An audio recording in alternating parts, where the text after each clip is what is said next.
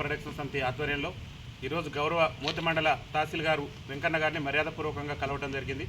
ముఖ్యంగా ఏదైతే రాష్ట్ర ప్రభుత్వం చేపట్టినటువంటి రేవంత్ రెడ్డి గారు ముఖ్యమంత్రిగా బాధ్యతలు చేపట్టిన తర్వాత రేవంత్ రెడ్డి గారు ప్రభుత్వం ప్రతిష్టాత్మకంగా చేపట్టినటువంటి ఇందిరమ్మ ఇళ్లలో వికలాంగులకు ప్రభుత్వ పరంగా ఇస్తున్నటువంటి రిజర్వేషన్ను సమర్థవంతంగా అమలు చేయడంతో పాటు వికలాంగులకు సంబంధించి తెలంగాణ రాష్ట్ర ప్రభుత్వం తీసుకువచ్చిన సంక్షేమ పథకాలను కూడా వికలాంగుల సమాజానికి అందించడంలో మరి క్రియాశీలక పాత్ర పోషించి వికలాంగుల సమాజానికి ప్రభుత్వ పథకాలు అందే విధంగా చూడాలని చెప్పేసి గౌరవ ఎంఆర్ఓ వెంకన్న గారిని కలిసి ఈరోజు మేము విజ్ఞప్తి చేయడం జరిగింది. ముఖ్యంగా వారు తహసీల్దార్గా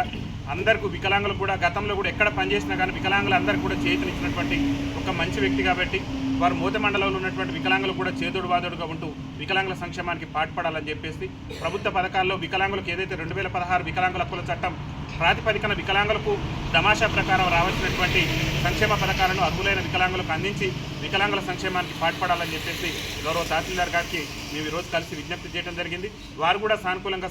స్పందించి ప్రభుత్వ పథకాలలో వికలాంగులకు ఖచ్చితంగా ప్రాధాన్యత ఇస్తూ వికలాంగుల సంక్షేమానికి పాటుపడతామని చెప్పినటువంటి నేపథ్యంలో గౌరవనీయమైనటువంటి ఎంఆర్ఓ గారికి ప్రత్యేకంగా, ఎందుకంటే వికలాంగులకు ఒక ఆత్మ బంధువులాగా నిరంతరం వికలాంగుల సంక్షేమానికి సహాయ సహకారాలు అందిస్తున్నటువంటి ఎంఆర్ఓ గారిని మా భారత వికలాంగుల ప్రొడక్షన్ సమితి రాష్ట్ర కమిటీ పక్షాన అభినందిస్తూ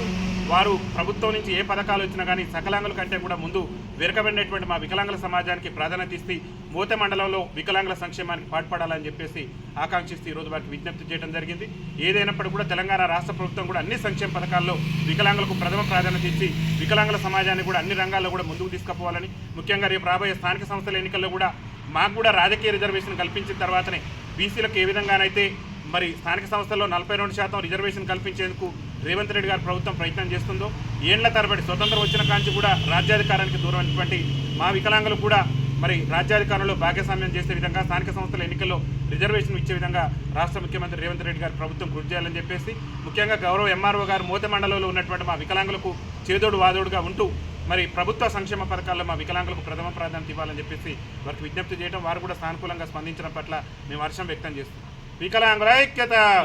వికలాంగుల ఐక్యత.